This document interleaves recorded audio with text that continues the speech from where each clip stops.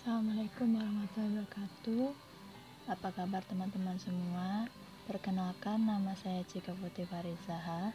Saya akan mempresentasikan materi statistika terapan, yaitu latihan soal kurva normal, skor turunan, probabilitas, prediksi, dan dasar statistika inferensial. Di sini saya akan menjelaskan mengenai lebih terpaku ya, latihan soal kurva normal dan skor turunan. Nah, sedikit review dari pemateri sebelumnya, yaitu kurva yang menggambarkan distribusi normal itu adalah kurva normal. Distribusi normal adalah salah satu bentuk distribusi probabilitas yang menggunakan pendekatan kurva normal. Total area di bawah kurva normal ini mewakili semua skor dalam distribusi normal. Nah, teman-teman bisa lihat pada slide selanjutnya, yaitu terdapat tabel nilai Z 0,5.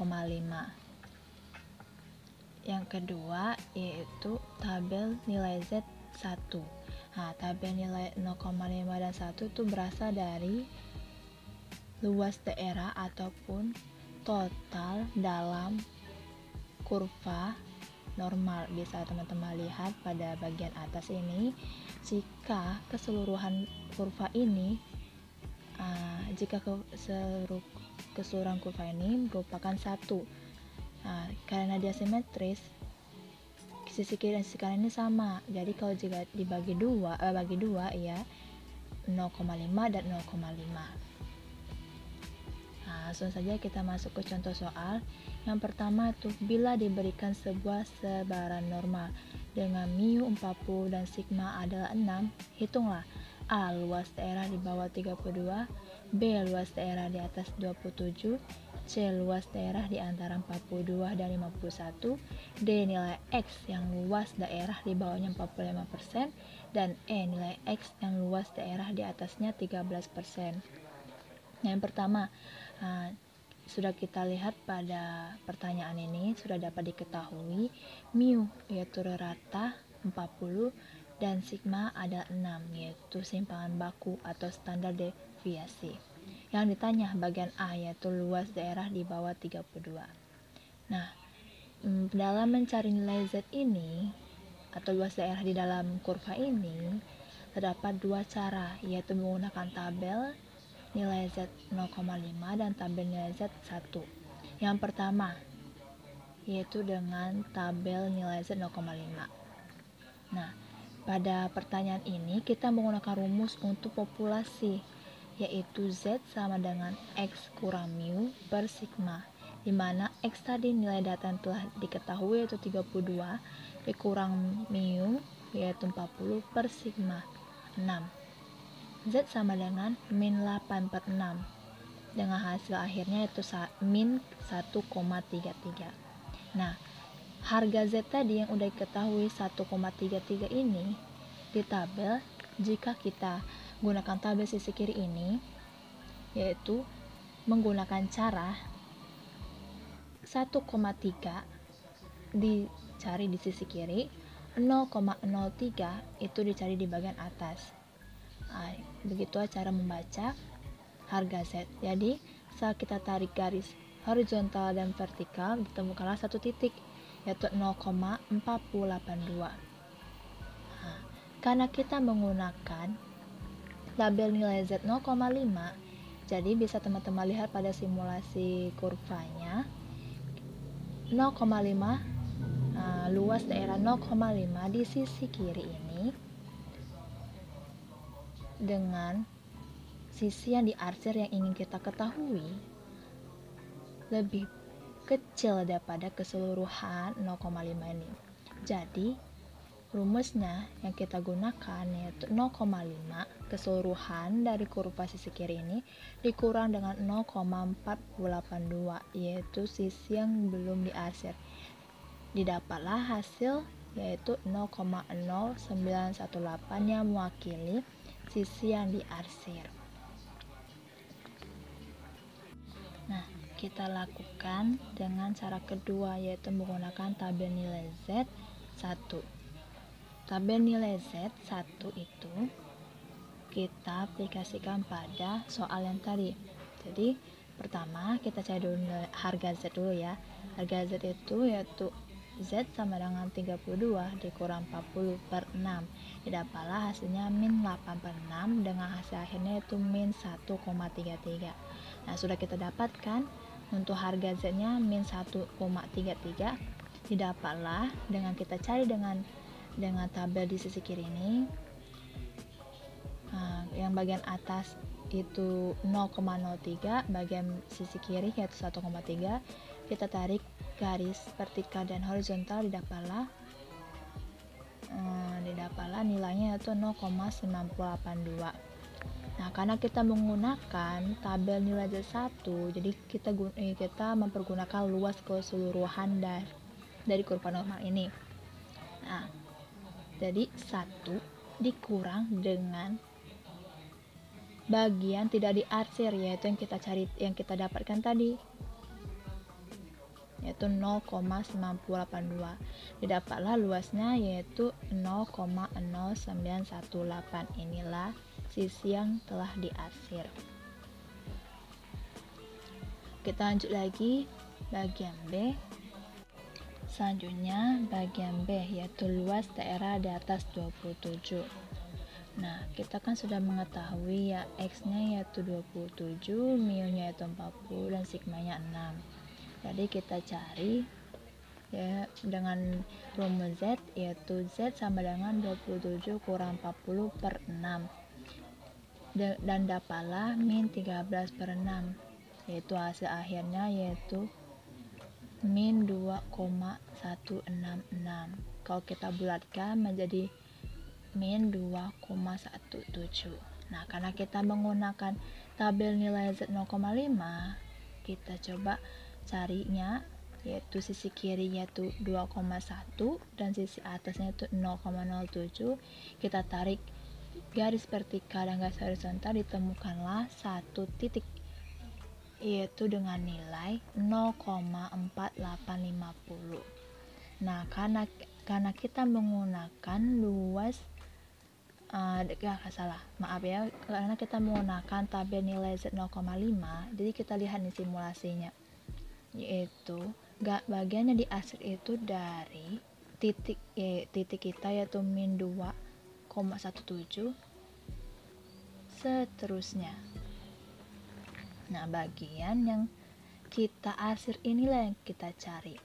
Jadi dengan titik Z tadi, harga Z tadi yaitu 0,4850, kita tambah dengan 0,5 karena kan disampingkan sampingkan yang diarsir itu kan full, sisi kanan full. Jadi kita tambah, dapatlah hasilnya itu 0,9850. Lanjut kita menggunakan tabel nilai Z dengan rumus Z yaitu X kurang mu per sigma yaitu 27 kurang 40 per 6. Kita dapatlah hasilnya itu min 13 per 6 dengan hasil akhirnya yang kita sederhanakan tadi, kita buatkan juga menjadi min 2,17. Nah, karena ini kita menggunakan tabel nilai Z1, jadi hasil yang kita temukan dengan membaca tabel itu sisi kiri 2,1 dan sisi atas yaitu 0,07, didapatlah 0,9850. Nah, dari angka ini juga kita sudah mengetahui bahwa ini sudah mewakili bagian yang telah diarsir. Jadi langsung saja ini adalah hasil luas daerahnya. Bagian C yaitu luas daerah antara 42 dan 51. Nah, dari soal tadi kita sudah mengetahui ada satuan X yang diketahui 2 yaitu 42 dan 51. Nah, dengan pertanyaan tadi kita menggunakan rumus yaitu Z1 dan Z2. Z1 tadi yaitu angka pertama yang telah diketahui ya, 42. Z1 sama dengan X-nya yaitu 42, mu-nya yaitu 40 dan sigma-nya 6. Jadi 42 kurang 40 per 6 didapatlah 2 per 6 dengan hasil akhir yaitu 0,33. Nah, harga Z yaitu 0,33 ini kalau kita lihat dengan tabel nilai Z 0,5, kita tarik garis horizontal dan vertikal, didapatlah angkanya yaitu 0,1293. Nah, dengan panah biru ya kalau teman-teman lihat melalui tabel. Selanjutnya yaitu kita cari Z2-nya, yaitu yang angka kedua yang tadi ketahui tadi, yaitu 51. Jadi Z2 sama dengan X, yaitu 51, mu ada 40, sigma ada 6, didapatlah hasil 11/6 dengan hasil akhirnya yaitu 1,83. Nah, dengan harga Z 1,83 kita lihat lagi di tabelnya, yaitu teman-teman bisa lihat dengan tanda panah hitam. Kita tarik garis lurus horizontal dan garis vertikal, didapatlah satu titik yaitu 0,4664. Nah, udah kita dapatkan Z2 dan Z1. Nah, menggunakan menggunakan tabel nilai Z 0,5, kita mencari selisih di antara daerah yang 42 sama 51. Jadi kalau misal kita simulasikan, itu kita harus mencari di dalamnya. Jadi rumusnya yang bisa kita buat yaitu Z2 kurang Z1, yaitu 0,4664 dikurang 0,1293, didapatlah 0,3371. Ini teman-teman bisa lihat dari gambar simulasi kurvanya, yaitu titik sebelah sini adalah 0,3, yaitu Z1. Yang titik sebelah kanan ini adalah titik 1,83. Nah, kita lanjut lagi dengan menggunakan tabel nilai Z1. Nah, di sini sudah dapat satuannya yang lebih kompleks, yaitu probabilitas dalam kurung 42 kurang X kurang 51 kurang dari 51 dalam kurung. Nah, ini bentuknya karena ini masih nilai Z, ini nilai X, kita transportasikan ke nilai Z karena kita ingin mencari nilai Z. Jadi P-nya sama dengan probabilitasnya sama dengan dalam kurung 0,33 kurang dari Z kurang dari 1,83. Itu sudah menjadi harga ya, karena kan sama dengan yang pertama tadi, kita cari juga Z2 dan Z1-nya. Nah, setelah mendapatkan satuan tadi, kita pecah, kita sebarkan menjadi probabilitas dalam kurung Z kurang dari 1,83 dikurang P dalam kurung Z dikurang dari 0,33. Nah, kenapa kita mendapatkan rumus ini? Kita simulasikan menggunakan kurva di mana probabilitas Z kurang dari 1,83 ini berarti asirannya mengarah ke sisi kiri. Jadi dari titik 1,83 tadi kita mengarah ke sebelah kiri sampai habis. Dikurang dengan Z kurang dari 0,33. Nah, halnya sama dengan Z kurang dari 0,33. Titik yang kita tandai dengan 0,33 ini asirannya mengarah ke kiri sampai habis. Sedangkan yang kita ingin cari itu yang berada di antara 0,33 dan 1,83. Jadi menggunakan masing-masing titik yang telah kita ketahui tadi, yaitu Z kurang dari 1,83. Nah, bisa teman-teman lihat dengan garis merah, itu berarti tanda yaitu tanda arsirannya itu ada sisi kiri ke sampai ujung. Sama halnya dengan Z kurang dari 0,33 karena kita menggunakan tabel nilai Z1 ya. Jadi arsirannya itu dari titik 0,33 yaitu warna hijau, arsirannya itu sampai ke ujung. Nah, setelah menggunakan arsiran ini, kita dapatkan sisi yang mau kita cari, yaitu dengan kita kurangi. Didapatlah tadi untuk nilai-nilainya yaitu 0,9664 dikurang 0,6293, yaitu mendapatkan hasil 0,3371. Selanjutnya yaitu bagian D, yaitu nilai X yang luas daerah di bawahnya 45%. Nah, kita sudah memasuki kurva norma menggunakan persen, di mana karena kurva norma ini ada simetris, jadi sisi kiri dan sisi kanan ini sama.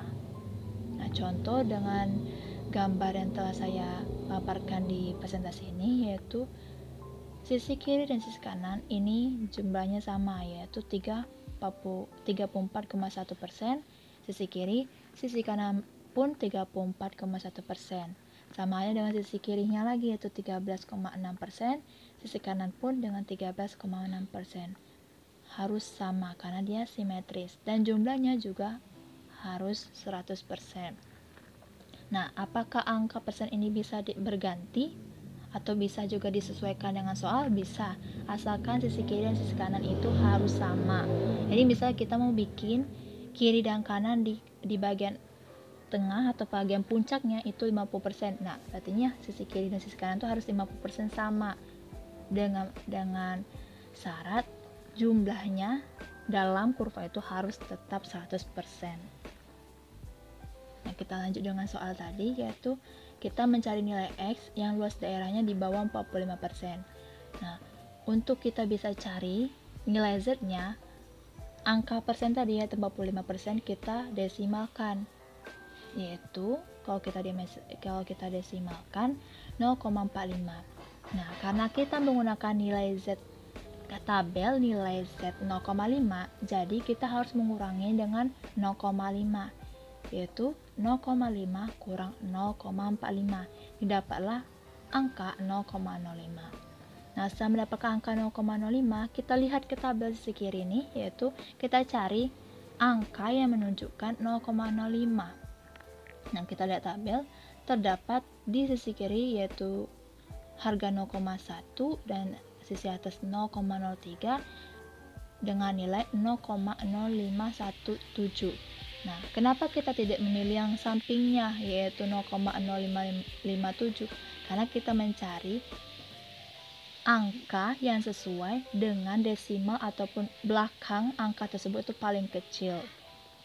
Nah, setelah kita mendapatkan harga 0,13, jadi setelah dapat harganya itu 0,13, jadi kita masukkan ke rumus sigma kali Z tambah mu, didapatlah angka-angkanya yaitu 6 kali min 0,13 plus 40, didapatlah juga 0,78 plus 40, didapatlah hasil akhirnya yaitu 39,22.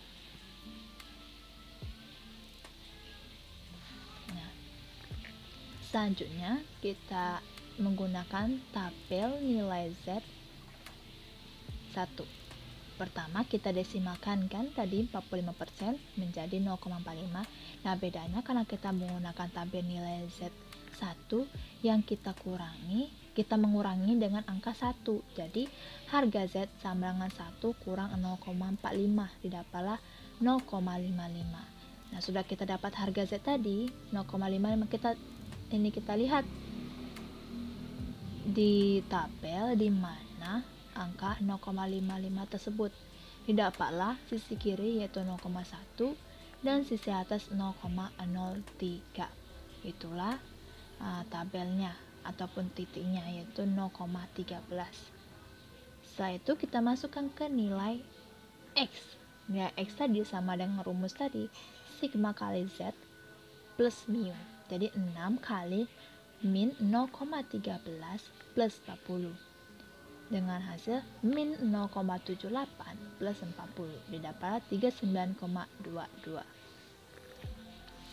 Nah, kita lanjut lagi ke bagian E, nilai X yang luas daerah di atasnya 13%.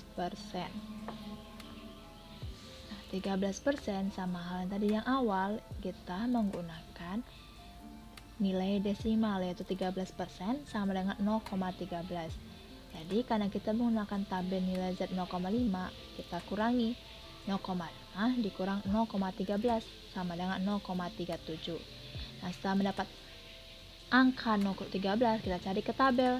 Kita tarik si garis vertikal dan garis horizontal, yaitu didapatlah sisi kiri 1,1, sisi atas 0,03, yaitu 1,13. Ya, kita cari X nya, yaitu sigma kali Z plus mu, yaitu 6 kali 1,13 plus 40. Dapatlah 6,78 plus 40, yaitu 46,78. Selanjutnya kita menggunakan dengan tabel nilai Z1. Nah, bedanya harga Z-nya kita cari dengan dikurangi 1, yaitu 1 kurang 0,13 sama dengan 0,87. Nah, kita cari angka 0,87 di tabel nilai Z1. Kita tarik garis vertikal dan horizontal, didapatlah sisi kiri yaitu 1,1, sisi atas 0,03, yaitu dengan Z sama dengan 1,13. Kita masukkan dalam rumus X, yaitu X sama dengan sigma kali Z plus mu, didapatlah 6 kali 1,13 plus 40, yaitu dengan hasil 6,78 plus 40, dengan hasil akhirnya yaitu 46,78. Selanjutnya kita masuk ke skor turunan. Skor turunan adalah skor yang diperoleh dengan mengambil skor mentah dan mengubahnya menjadi skor yang lebih berguna untuk beberapa jenis standar dasar. Contoh soalnya, teman-teman bisa lihat di contoh soal ini. Yang pertama, terdapat tabel yang sudah diketahui interval kelasnya, frekuensinya, XI-nya, XI kuadrat, fxi kuadrat, dan beserta totalnya.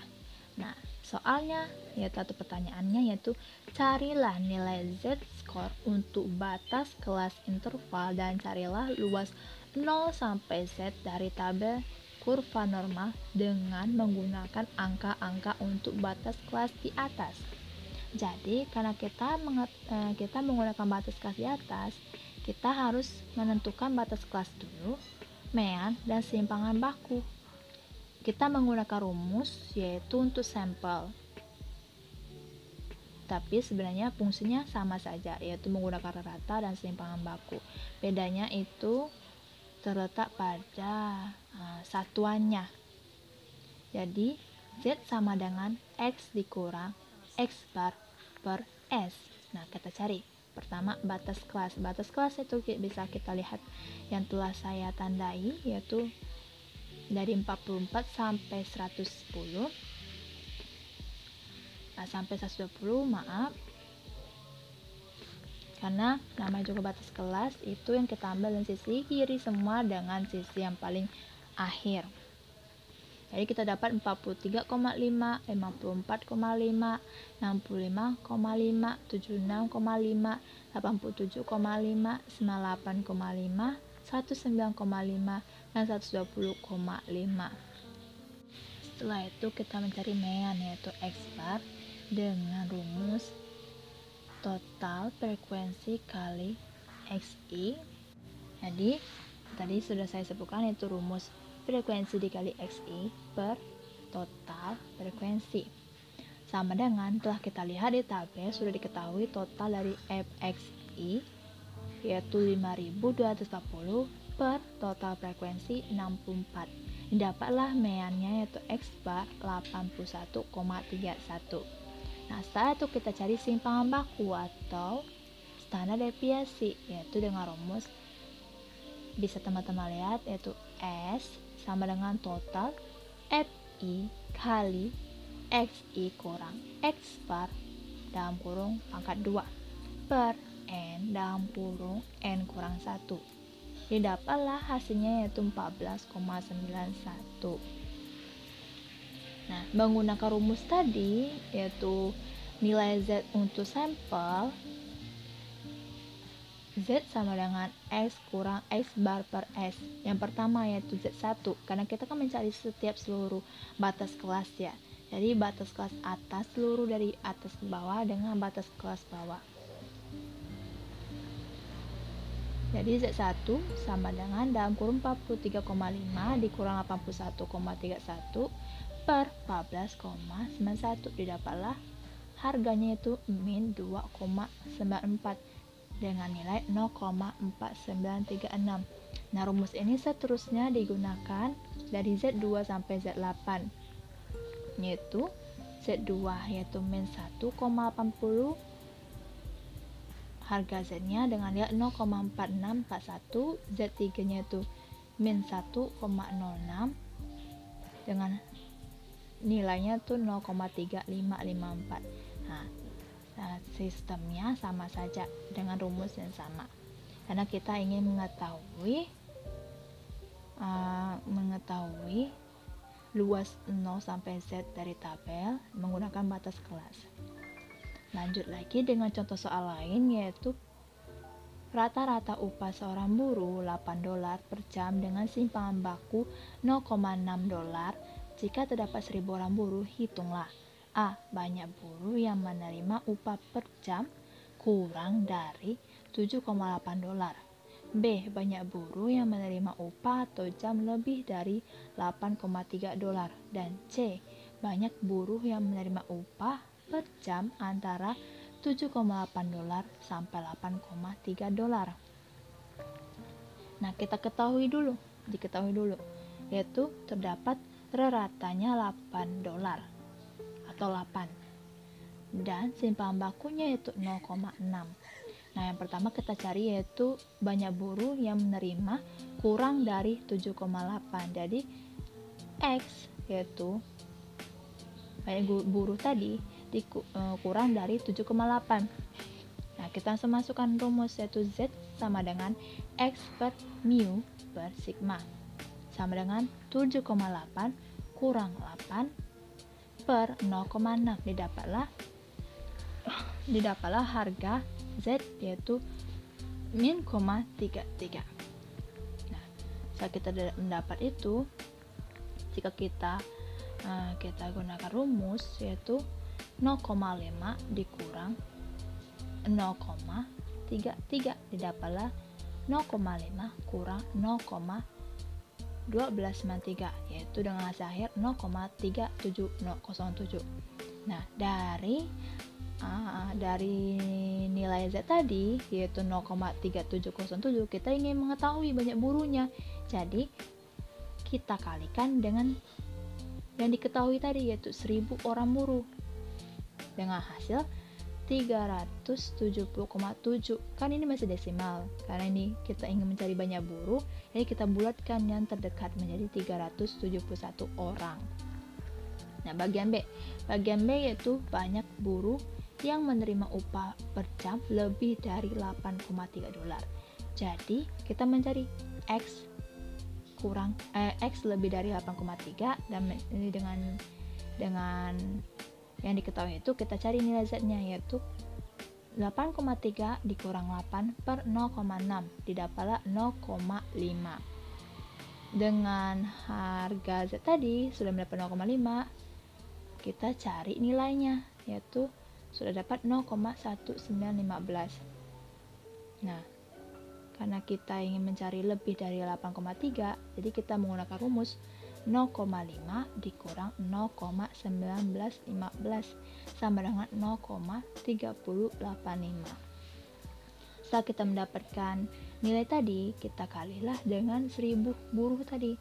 Dapatlah hasilnya 308,5, yaitu 309 orang.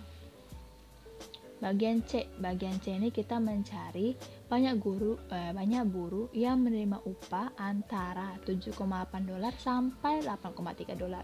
Jadi udah diketahui yaitu 7,8 kurang dari X kurang dari 8,3. Nah, Z1-nya itu yaitu 0,33 min. Z2 itu ada 0,50. Ini sudah didapat harga Z-nya. Jadi kalau kita masukkan ke satuan tadi, jadi probabilitas min 0,33 kurang dari Z kurang dari 0,5, didapatlah 0,1915 plus 0,1293, yang hasil akhirnya yaitu 0,3208. Nah, sudah dapat hasilnya tadi dikali dengan 1000 buruh. yaitu 320,8. Jika kita bulatkan menjadi 321 orang. Nah, kita lanjut lagi ke uji hipotesis. Uji hipotesis mu ini terdapat 2 cara atau 3 cara. Yang pertama, jika sigmanya atau simpangan bakunya diketahui, maka kita menggunakan rumus Z, yaitu X bar dikurang mu awal per simpangan baku per akar N jika simpangan bakunya diketahui. Tapi jika simpangan baku tidak diketahui, ada 2 cara juga. Jika sampel besarnya lebih dari sama dengan 30, rumusnya yaitu Z sama dengan X bar dikurang mu awal per S per akar N. Sedangkan untuk sampel kecilnya, yaitu kebaikan dari sampel besar tadi, rumusnya menjadi uji T. Walaupun uji T itu sama saja dengan uji Z. Bedanya kalau uji T itu T-nya ada N kurang 1. Sama dengan X bar kurang mu awal per S per akar N. Jika teman-teman lihat rumusnya tuh sama saja, tidak ada bedanya. Nah, dari uji hipotesis ini, dari rumusnya kita juga bisa mengetahui kurvanya. Nah, kalau kurvanya itu ada 3 jenis, yaitu uji 1 arah kiri, uji 1 arah ke kanan, dan uji 2 arah atau 2 sisi. Nah, uji 1 arah ke kiri kita bisa melihat yaitu alfanya di sebelah kiri, di mana alfa itu adalah tolak HO atau hipotesis awal. Yang untuk sisi kanan itu ada bahasanya itu adalah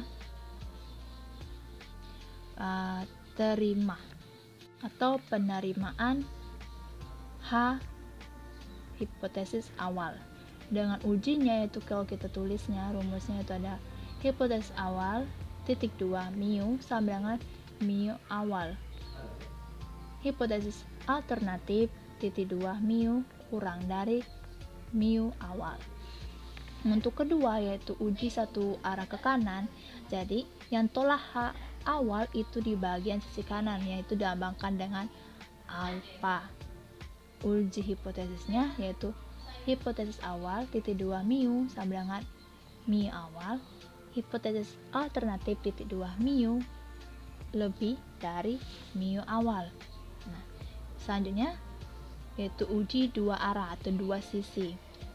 Jadi sama-sama sisi kiri dan sisi kanan itu tolak H awal dengan luas daerah di dalamnya atau isi di dalamnya itu ada alfa per 2 karena kan 2 sisi, jadi per 2. Uji hipotesisnya yaitu H atau hipotesis awal titik 2 mu sama dengan mu awal, dengan hipotesis alternatif titik 2 mu tidak sama dengan mu awal. Nah, kita coba aplikasikan ke contoh. Pertama, pengusaha lampu pijar mengatakan bahwa lampunya bisa tahan pakai sekitar 800 jam. Akhir-akhir ini timbul dugaan bahwa masa pakai lampu itu telah berubah. Untuk menentukan hal ini dilakukan penelitian dengan cara menguji 50 lampu. Ternyata rata-ratanya 792 jam. Dari pengalaman diketahui bahwa simpangan baku masa hidup lampu 60 jam. Selidiki dengan tarif signifikasi 0,05. Apakah kualitas lampu sudah berubah atau belum? Nah, teman-teman bisa lihat dengan pertanyaan ini, apakah kualitas lampu sudah berubah atau belum? Ini bisa kita ibaratkan ke uji hipotesis, yaitu sama dengan atau tidak sama dengan. Jadi kita menggunakan kurva 2 sisi. Nah, setelah kita ketahui tadi kurva 2 sisi, kita ketahui dulu apa aja apa saja yang bisa kita lihat. Yang pertama itu mu awal. Mu awalnya itu 800 jam. N-nya yaitu 50. X barnya itu 792 jam. Simpangan bakunya yaitu 60 jam. Nah, tadi hipotesisnya tadi sudah kita ketahui ya, bahwa dengan bahasa dari soal yang tadi yaitu hipotesis awal titik 2 mu sama dengan 800 jam, atau hipotesis alternatif titik 2 mu tidak sama dengan 800 jam. Dengan taraf signifikasinya yaitu alfa sama dengan 0,05, kita bisa mengetahui kriteria keputusannya, yaitu jika hipotesis awal ditolak karena atau jika Z hitung itu kurang dari min Z tabel, yaitu Z tabel tadi kalau kita lihat dari kurvanya yaitu alfa per 2. Alfa tadi signifikansinya yaitu 0,05. Jadi 0,05 dibagi 2 didapatlah 0,025. Nah, itu jika ditolak, atau juga Z-nya lebih dari Z hitungnya lebih dari Z tabel yaitu 0,025. Saat kita lihat tabel yaitu terdapat harga atau angka juga min 0,025 itu terdapat pada tabel yaitu titik min 1,96. Jadi bisa kita simpulkan HO atau hipotesis awal itu ditolak jika Z-nya kurang dari min 1,96 atau Z lebih dari 1,96. Hitungannya dengan menggunakan statistik uji, Z sama dengan dalam kurung X bar dikurang mu awal tutup kurung per dalam kurung simpangan baku per akar N dalam kurung. Didapatlah 792 dikurang 800 per 60 dibagi akar 50. Didapatlah hasil X hitungnya min 0,94. Nah, dari kesimpulan ini bisa kita ketahui X hitung tadi kan min 0,94 udah kita dapat. Dan juga tadi X tabel tadi adalah min 1,96 kurang dari Z kurang dari 1,96. Jadi, nah, teman-teman bisa melihat bahwa Z hitung min 0,94 itu berada di dalam Z tabel min 1,96 kurang dari Z kurang dari 1,96. Itu kenapa hipotesis awalnya diterima.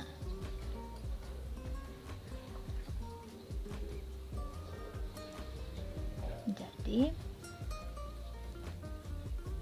pada taraf signifikasi 0,5 ini dapat dikatakan cukup alasan untuk menganggap bahwa kualitas lampu ini belum berubah.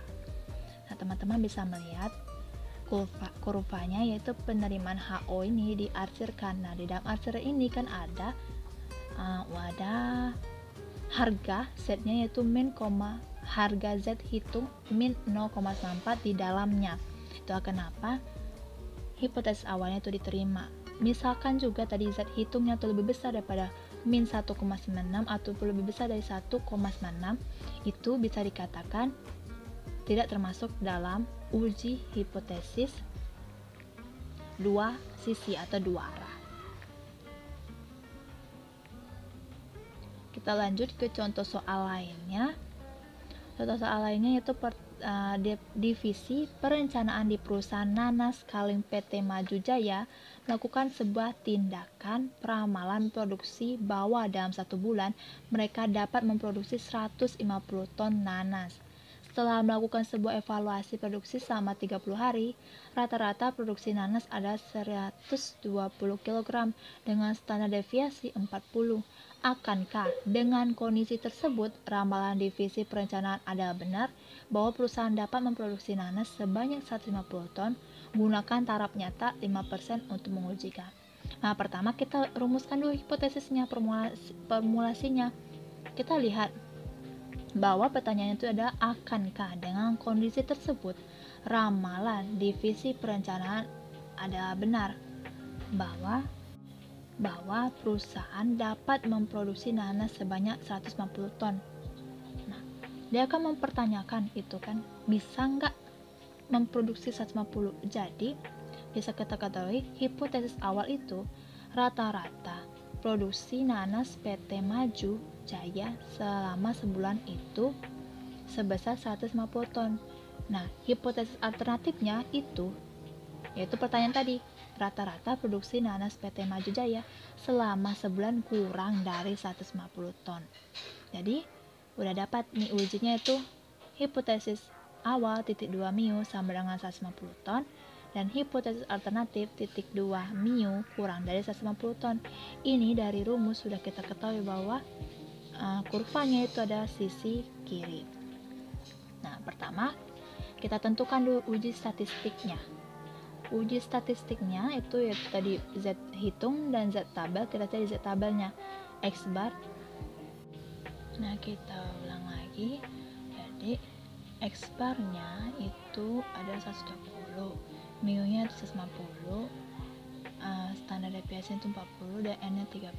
Jadi kita masukkan dalam rumus Z, didapatlah min 30 per 7.307, didapatlah min 4.108. Sedangkan Z tabelnya yaitu min 1,64. Didapat dari mana? Ini ada dapat dari alfa tadi yaitu 0,05. Harganya itu 0,05. Jika kita lihat ke tabel itu terdapat pada nilai sisi kiri 1,6 dan nilai sisi atas 0,04. Sudah kita dapatkan Z hitung dan Z tabel. Nah, karena kita sudah mengetahui kurvanya itu adalah uji hipotesis sisi kiri. Jadi, pada gambar ini, daerah penolakan yang kita arsir yaitu di bagian Z tabel ini min 1,64 kita arsir, dan daerah pada HO ini di sisi kanan. Jadi tadi kan sudah dibilang apabila nilai Z hitungnya itu kurang dari nilai Z tabel, maka H atau hipotesis awalnya ditolak dan hipotesis alternatif itu diterima. Sedangkan jika Z hitung lebih besar nilai Z tabel, maka hipotesis awalnya diterima dan hipotesis alternatifnya ditolak. Jadi dapat kita simpulkan bahwa perusahaan ini tidak dapat memproduksi nanas lebih dari 150 dalam sebulan. Jadi kurang ya. Selanjutnya kita contoh soal lagi, yaitu SMK Negeri 13 Bandung ingin membuka jurusan baru sehingga ingin mengetahui jurusan apa yang banyak diminati. Untuk itu dilakukan survei ke beberapa sekolah yang memiliki jurusan-jurusan tata busana, tata boga, dan kecantikan. Menurut survei diketahui dari 375 siswa, sebanyak 85 siswa memilih jurusan tata boga, 116 memilih jurusan tata busana, dan 174 itu siswa memilih kecantikan. Nah, sudah kita ketahui ya tabelnya dari frekuensi awal, frekuensi hipotesis, atau maksudnya frekuensi awal itu ada frekuensi yang sudah diketahui dan sudah kita bikin juga tabelnya, yaitu hipotesis awal dikurang frekuensi awal dikurang frekuensi awal dikurang frekuensi hipotesis pangkat 2, frekuensi awal dikurang frekuensi hipotesis pangkat 2 per frekuensi hipotesis. Sudah dapat juga totalnya. Nah, dengan uji hipotesis kita ingin berdasarkan dari soal tadi, H awal yaitu jumlah siswa yang memilih 3 jurusan sama. Peluangnya ya, hipotesis alternatif jumlah siswa yang memilih 3 jurusan berbeda. Nah, dari tabel ini dan dari hipotesis ini kita bisa mengetahui bahwa ini ada uji hipotesis chi-square sisi kanan, di mana H awal itu diterima jika X pangkat 2 hitung lebih kecil daripada X kuadrat alpha kali dk, itu adalah dk atau V. Nah, sedangkan yang dibagian di atas ini adalah H awal ditolak jika X kuadrat hitung lebih besar dan sama dengan X kuadrat alpha dikali V atau dk. Bisa teman-teman lihat ini ya. Nah, jadi kriteria pengujiannya itu bila nilai chi-square hitung kurang dari nilai chi-square tabel, maka HO tadi diterima sesuai dengan kurva di atas. Dan juga bila lebih besar atau sama dengan nilai tabel, maka HA-nya diterima, HO-nya ditolak. Nah, kita bisa kita uji hipotesisnya, yaitu berdasarkan hasil perhitungan seperti yang ditunjukkan pada tabel, maka dapat kita ketahui ya bahwa chi-square hitung itu sudah terlihat pada tabel ada totalnya 32,66. Nah, itu untuk chi-square hitung. Nah, dalam hal ini dk-nya V-nya adalah n kurang 1, yaitu 3 kurang 1. 3 ini didapat dari 3 jurusan yang telah diketahui. Jadi 3 kurang 1 sama dengan 2. Berdasarkan DK2 tadi dan probabilitas 5% tadi, maka diperoleh chi-square tabel 5,99. Nah, chi-square ini memiliki tabel tersendiri juga, dan teman-teman bisa melihat pada 2,05 yaitu pergabungan dari 2 plus 0,05 dari 5%, didapatlah kita tarik garis horizontal dan vertikal 5,991 atau bisa kita bulatkan 5,99. Jadi sudah kita ketahui kan chi-square hitung dan chi-square tabel. Dilihat dari nilainya, chi-square hitung lebih besar dari chi-square tabel.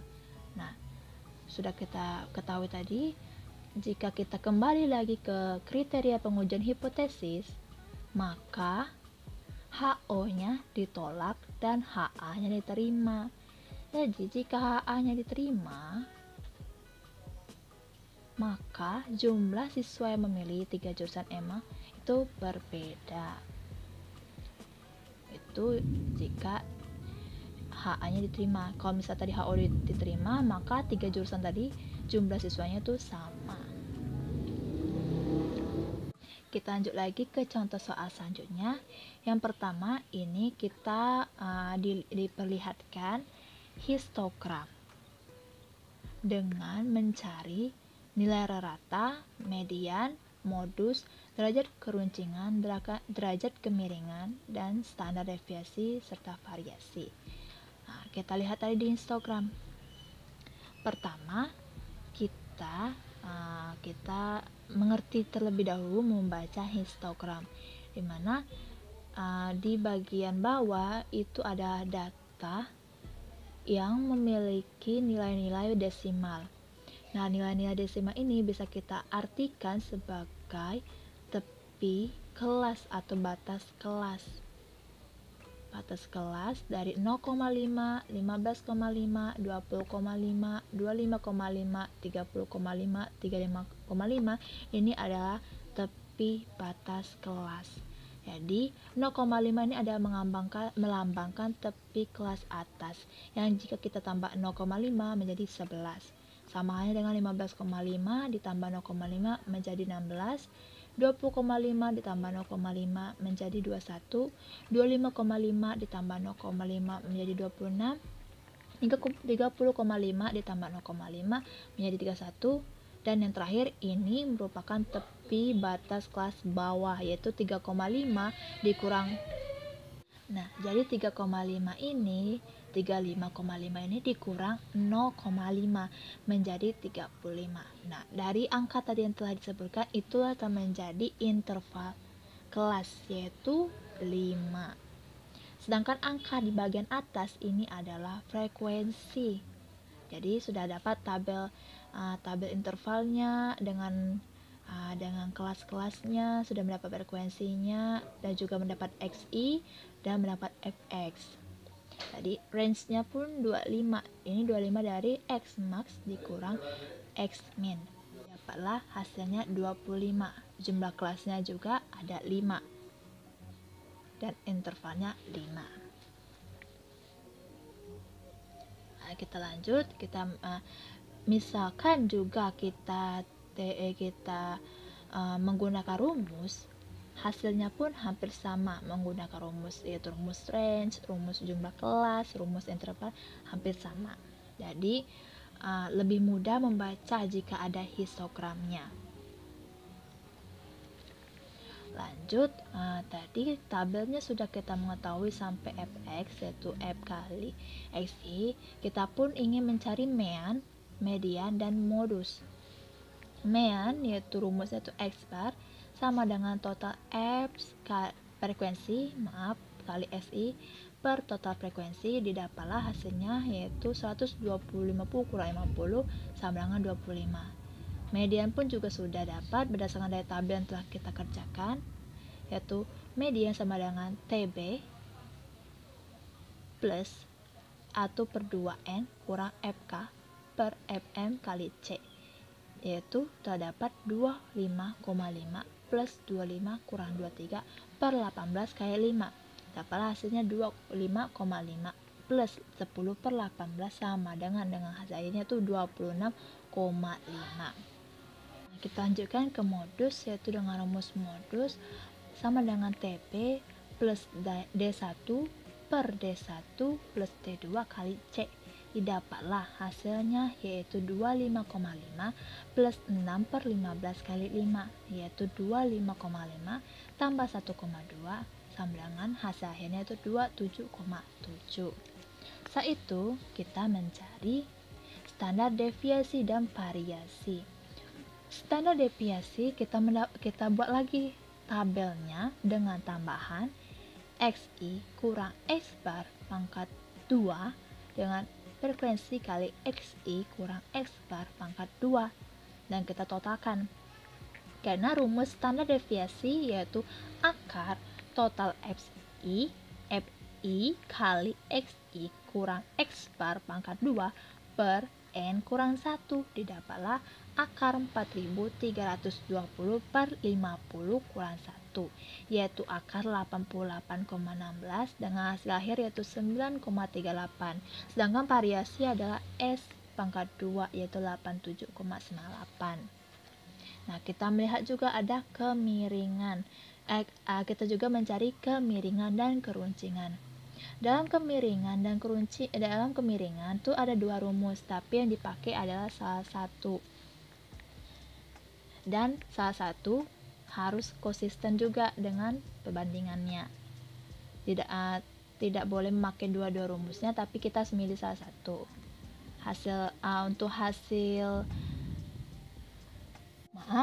Untuk rumus itu dipilih salah satu, walaupun berbeda tapi sebarannya tuh sama.